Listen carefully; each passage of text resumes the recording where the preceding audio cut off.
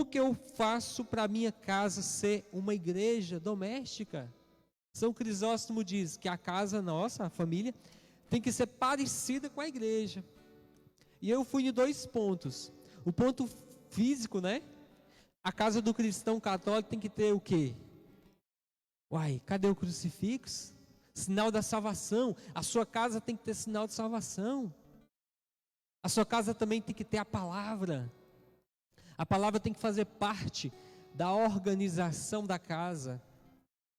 Os filhos, os esposos têm que entrar em casa e sentir um ambiente orante, um ambiente de igreja. Tem que ter imagem de Nossa Senhora, imagem do santo de devoção. Precisamos deixar a igreja doméstica parecida com esta aqui. E aí, eu fui questionando Deus mais um pouquinho. E ele chegou a algo onde ele disse assim: Evane, a sua casa tem que ser parecida com a Santa Missa. Partilhei com a minha esposa. A sua casa tem que ser parecida com a Santa Missa. Mas o que quer dizer isso com a Santa Missa? Acompanhem comigo, meus amados. Vamos acompanhar a missa. A missa começa com uma acolhida. A graça de Deus, o amor de Jesus, a comunhão do Espírito Santo esteja com todos vocês. E a Assembleia responde: bendito seja Deus que nos reuniu no amor de Cristo. A acolhida, a nossa casa tem que ser o lugar da acolhida, do abraço. Tem que ser um lugar aconchegante. Tem que ser lugar onde os filhos desejam estar. Tem que ser lugar que o seu filho, estando na rua, ele fala: eu quero ir para casa. Triste é quando é o contrário. O filho está em casa e diz: eu não aguento essa casa, eu quero ir para a rua. A casa tem que ser lugar do acolhimento. Depois da acolhida, meus amados, o que nós temos na missa? O ato penitencial, o perdão. É preciso, e como é preciso exercitar o perdão. O marido com a esposa, o perdão com os filhos, pais, filhos, filhos e pai. Os conflitos são inevitáveis, mas o perdão é decisão sua. Então, assim como na missa tem que ter o ato penitencial, o perdão, quantos divórcios poderiam ser evitados se houvesse o perdão, o ato penitencial? Depois da missa nós temos o glória. O que é o glória? O glória é o nosso louvor e a nossa gratidão. Em casa tem que ter muito obrigado. É o reconhecimento. Obrigado, mãe, pelo almoço de hoje. A senhora, como diria a minha filha, diz: a senhora brilhou. Minha filha costuma falar isso: a senhora brilhou, o senhor brilhou, papai. Tem que ter o agradecimento pelos mínimos favores. Os filhos dando glória ao pai, dando gratidão ao pai, obrigado. O marido com a esposa, vice-versa. Tem que ter o agradecimento, o obrigado tem que fazer parte do dia a dia da família. Depois do glória nós vamos para a liturgia da palavra. Na família doméstica, na igreja doméstica, tem que ter contato com a palavra. A Bíblia não pode ser uma ornamentação que a gente coloca lá na estante, aberta no Salmo, né? Normalmente é no Salmo, que está no meio da Bíblia, e aí fica lá. Não, tem que ter um manuseio, tem que ter um momento da leitura. Os filhos têm que vivenciar os pais. Meus pais têm contato com a palavra. Ter contato com a palavra é bom.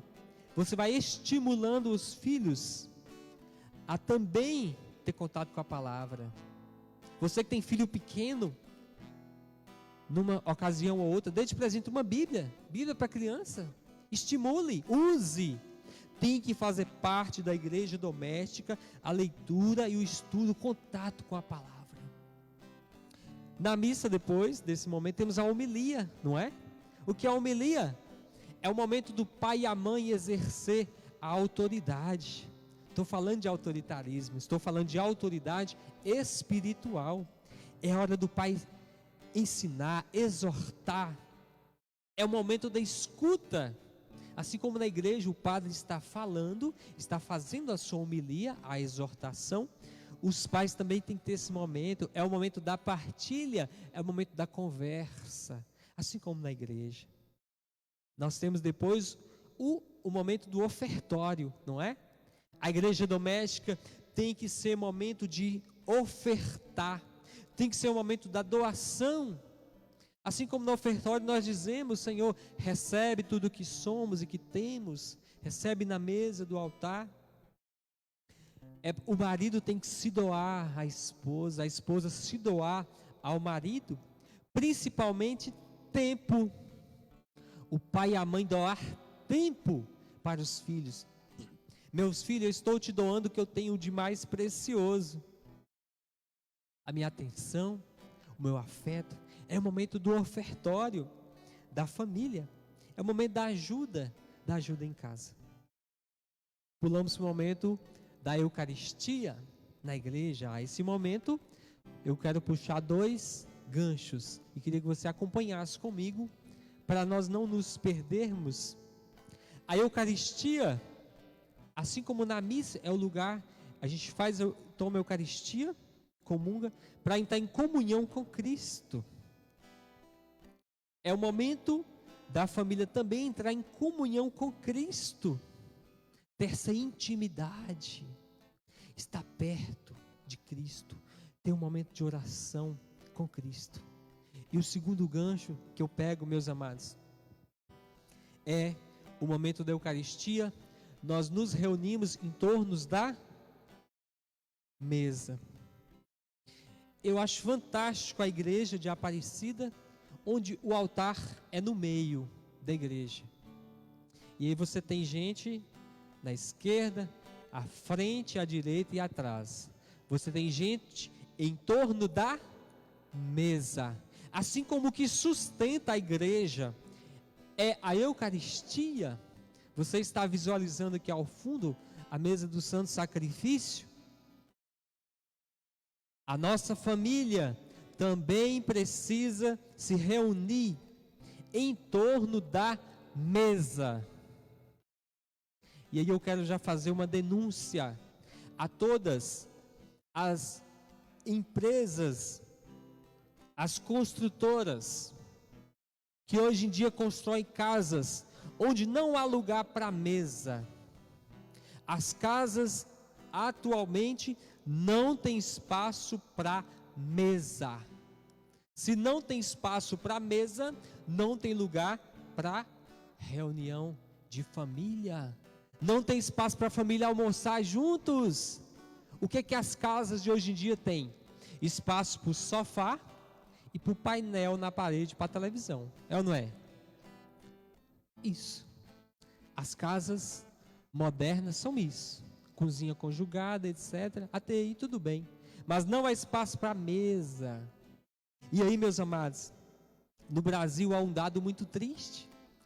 40% das famílias não jantam juntas. Não há um momento da reunião na mesa.